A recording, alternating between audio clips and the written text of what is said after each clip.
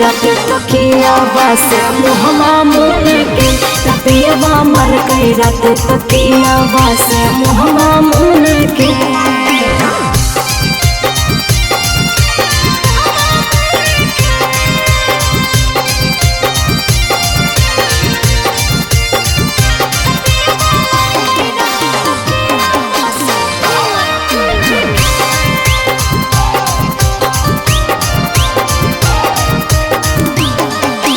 दर्द बतावाही तू घूमी घूमी दिल को दर्द सैया चूमी चूमी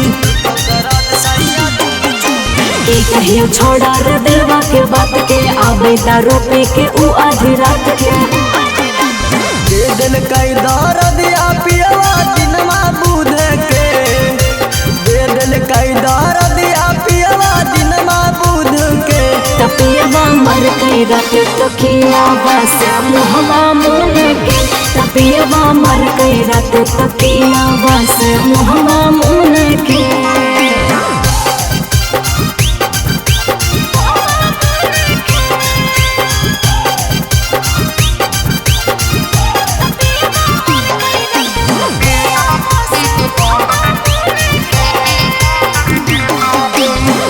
दवैया कले आधी रात के होल मदरा बतावे न बात के दर्द करे बड़ी मोर करी हैया बुझे न बात के पेवा मोदैया रौशन पहालात राखी दिल कौधुना के रौशन पहालात राखी दिल कौधुना के तपियवा मर कई रात तकिया बस मुहमा मुन के तपियवा मर कई रात तकिया बस मुहमा मुन के।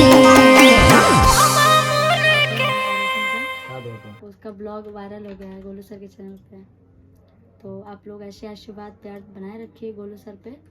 और उधर सौरभ सर बैठे हैं, उन पे भी थोड़ा बरसाए रखिएगा।